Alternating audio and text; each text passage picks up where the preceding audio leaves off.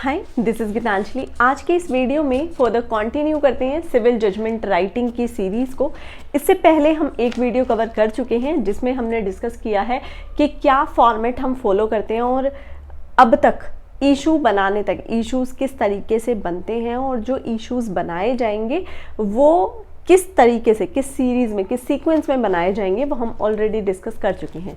अगर आपने अभी तक वो वीडियो नहीं देखा है तो डिस्क्रिप्शन बॉक्स में उसकी लिंक आपको मिल जाएगी, आप जाकर वो वीडियो देख सकते हैं। उसके बाद ही ये वीडियो स्टार्ट करें। आज के इस वीडियो में हम डिस्कस करेंगे कि फॉर्मेटिंग हमने सीख ली, जजमेंट राइटिंग किस तरीके से स्टार्ट करना है वो सीख लिया, प्लेंटिफ की स्टोरी कहाँ आएगी, डिफेंडेंट की स्टोरी कहाँ आएगी और इश्यूज़ किस तरीके से बनेंगे, एक ब्रॉड आइडिया हमने इसका ले लिया है। नेक्स्ट स्टेप जो हमें जजमेंट राइटिंग में ध्यान रखना होता है वो है अप्रेजल का। किस तरीके से अप्रेज किया जाएगा और अप्रेजल के टाइम पर क्या क्या चीज़ ध्यान में रखी जाएगी। जब भी हम जजमेंट राइटिंग में अप्रेजल करेंगे, देखिए हमने इससे पहले अप्रेजल से पहले क्या बनाए थे, इश्यूज़। अब मैं मान के चलती हूँ कि हमने 3 इश्यूज़ बनाए हैं और फर्स्ट इशू, जैसा कि हमने आपने पिछली वीडियो देखी होगी, तो हम मान कर चलते हैं स्पेसिफिक परफॉर्मेंस ऑफ कॉन्ट्रैक्ट है या फिर डिक्लेरेशन है। हमने उसमें पहले 3 इशू बना लिए, तो अब इश्यूज़ तो बना लिए, अब अप्रेज किस तरीके से करेंगे। अप्रेज करने के लिए अब एविडेंस जो है और जो भी सपोर्टिंग डॉक्यूमेंट्स आए हैं वो हमें क्वेश्चन में दिए गए होंगे। जब आप अप्रेजल स्टार्ट करेंगे तो एक इशू को लेंगे और उसे अप्रेज करेंगे। हो सकता है कि 2 इशू इकट्ठे लिए जा रहे हों और फिर उसका अप्रेजल हो। ये डिपेंड करता है question to question, facts to fact, ये डिपेंड करता है कि किस तरीके से होगा। पर आपको कोशिश क्या करनी है, एक इशू को लेकर आप उसको अप्रेज करेंगे, उसके बाद आप नेक्स्ट इशू लेंगे, उसे अप्रेज करेंगे एंड सो ऑन।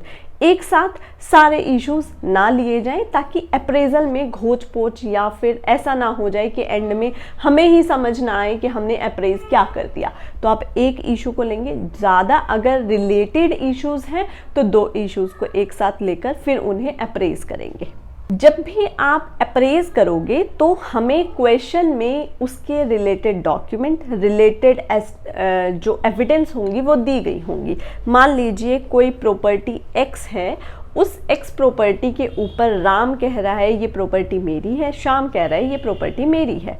अब टाइटल को लेकर डिस्प्यूट है, राम ने डिक्लेरेशन ऑफ टाइटल का सूट फाइल कर दिया। अब जब डिक्लेरेशन ऑफ टाइटल का सूट फाइल करा है तो वो अपना टाइटल किसी भी सपोर्टिंग डॉक्यूमेंट से प्रूव करेंगे। अब मान के चलिए राम अपनी तरफ से कोई डॉक्यूमेंट लेकर आया, श्याम उसे रिबट नहीं कर पाया, तो वो डॉक्यूमेंट उसके टाइटल को प्रूव कर रहा है, तो ये डॉक्यूमेंट किस सेक्शन में किस तरीके से रेलेवेंट होगा, एविडेंस के किस सेक्शन में रेलेवेंट होगा, सीपीसी में कहाँ पर रेलेवेंट होगा, किस तरीके से रेलेवेंट होगा, वो चीज़ आपको पता होनी चाहिए। उसके लिए जैसे जैसे हम सीरीज़ में आगे बढ़ेंगे ये सारी चीज़ें आप मेरे साथ सीख जाएंगे।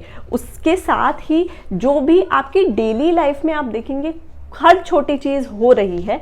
जैसे हम लेकर चलते हैं कि कोई डॉक्यूमेंट आया, अब अगर पब्लिक डॉक्यूमेंट आया है तो वो एविडेंस में कहाँ पर रेलेवेंट होगा, कोई प्राइवेट डॉक्यूमेंट आया है तो वो कहाँ पर रेलेवेंट होगा, पब्लिक डॉक्यूमेंट की सर्टिफाइड कॉपी आई है तो वो एविडेंस के कहाँ पर रेलेवेंट होंगी। तो ये वो छोटी चीज़ें हैं जो आपको एविडेंस, जो आपको जजमेंट राइटिंग के टाइम पर बहुत ज़्यादा हेल्प करेंगी और ये चीज़ें ही आपके मार्क्स को शूट करेंगी। तो ये चीज़ें ध्यान रखिए और जो भी आपकी डेली लाइफ में चीज़ें हो रही है ना, वहाँ पर एविडेंस को लगाना सीखिए।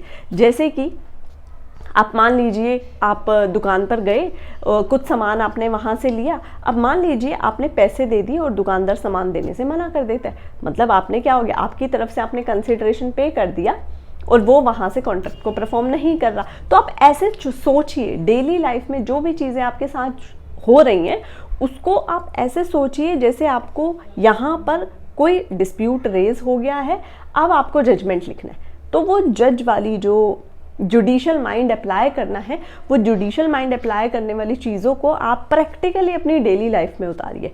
मान लीजिए कहीं पे लड़ाई झगड़ा देख लिया, अब लड़ाई झगड़ा देख लिया तो किसी ने किसी को थप्पड़ मारा, अब थप्पड़ मार दिया तो आप अब ये सोचिए कि चार्ज कौन सा लगेगा, किस सेक्शन में लगेगा।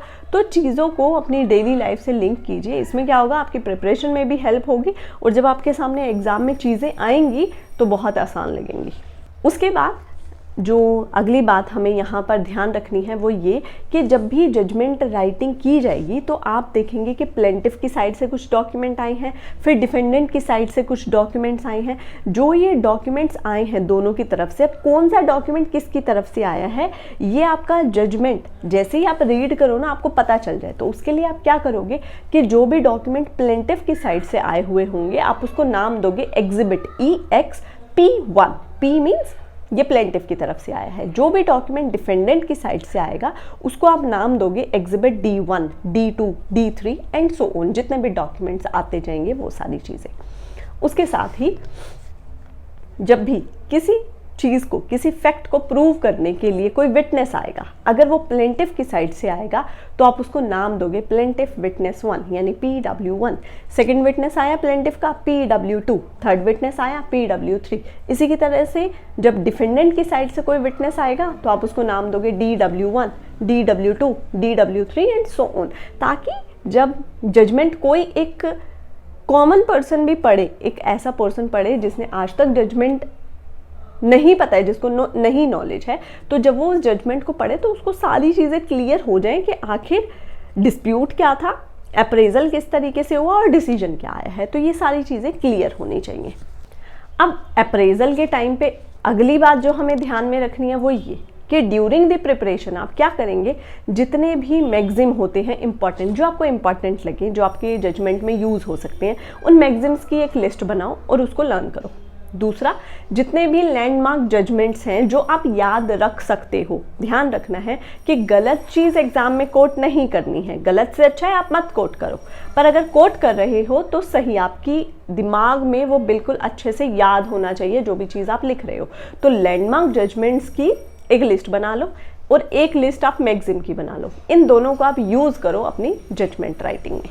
उसके बाद अगली बात जो हमें यहाँ पर ध्यान रखनी है वो ये कि आपको ध्यान होगा कि पिछली वीडियो में हमने ये डिस्कस किया था कि जब भी इश्यूज बनाए जाते हैं तो एक कॉलम बनाया जाता है, एक चार्ट बनाया जाता है जिसमें सीरियल नंबर, इशू, बर्डन किसके ऊपर होगा और फाइंडिंग्स क्या आई हैं। अब यहाँ पे आपने क्योंकि अप्रेज कर लिया तो आपको समझ आ जाएगा अप्रेज करने के बाद कि इस इशू को आप प्रूव्ड मानते हो या फिर डिसप्रूव्ड मानते हो। अगर प्रूव्ड है तो फाइंडिंग वाले कॉलम्स में जाकर लिख दो प्रूव्ड, अगर डिसप्रूव हुआ है तो फाइंडिंग वाले कॉलम में जाकर लिख दो डिसप्रूव, जो कॉलम हमने पहले ब्लैंक छोड़ा था। अगर अभी तक आपने पहले वाली वीडियो नहीं देखी है तो डिस्क्रिप्शन में उसका लिंक है, आप जाकर वीडियो को देख सकते हैं। उसके बाद जो नेक्स्ट और लास्ट इम्पॉर्टेंट बात है यहाँ पर वो ये कि जब भी आप इश्यूज़ बनाएंगे तो वहाँ पर ध्यान रखना है कि फैक्ट्स के अकॉर्डिंग जो आपने इश्यूज़ बना लिए, उसके बाद सबसे एंड में एक इशू बनेगा जो कि होगा रिलीफ और कोस्ट का। जब आपने सारे इश्यूज़ अप्रेज कर लिए तो अब आप क्या रिलीफ दे रहे हैं वो ये इशू सबसे लास्ट में ही डिसाइड होगा और लास्ट में ही फ्रेम किया जाता है। मतलब जो आपने वहाँ पर टेबल बनाई थी उसमें सबसे लास्ट इशू होगा आपका रिलीफ और कोस्ट का, और जब आप अप्रेज करोगे तो सबसे लास्ट में ये अप्रेज होगा। क्या आपने रिलीफ दी, अब बात आ जाती है कोस्ट की। कोस्ट किस तरीके से दी जाएगी, आप कोर्ट हो, आप प्लेंटिफ की कोस्ट प्लेंटिफ पर डालो, डिफेंडेंट की कोस्ट डिफेंडेंट पर डालो, या फिर जितना आपको ठीक लगे दोनों की कोस्ट डिफेंडेंट पे डाल दो। कुछ भी आप डाल सकते हो, पर बेटर ऑप्शन ये होता है कि हम प्लेंटिफ की कोस्ट प्लेंटिफ पे डालें और डिफेंडेंट की कोस्ट डिफेंडेंट पे डालें। उसके बाद अगर आप एडवोकेट की फीस भी देना चाहते हो तो वो भी आप कोस्ट में इंक्लूड कर सकते हो और आप एक लाइन लिख दोगे कि एडवोकेट की फीस भी कोस्ट में इंक्लूडेड है। ये है कुछ इम्पॉर्टेंट बातें जजमेंट राइटिंग से रिलेटेड। आई होप ये सीरीज़ जो हम कर रही हैं जजमेंट राइटिंग की, ये आप सभी के लिए हेल्पफुल रही होंगी। इसके साथ ही अगर आपकी कोई सजेशन या ओपिनियन मेरे लिए है तो आप मुझे कमेंट सेक्शन में बता सकते हो, ताकि मैं उस पर वर्क करूं और एक अच्छा कंटेंट आपके सामने लेकर आती रहूं। तो आज के लिए बस इतना ही, मिलते हैं नेक्स्ट वीडियो में जजमेंट राइटिंग की नेक्स्ट वीडियो के साथ। Thank you so much for watching, मिलते हैं नेक्स्ट वीडियो में।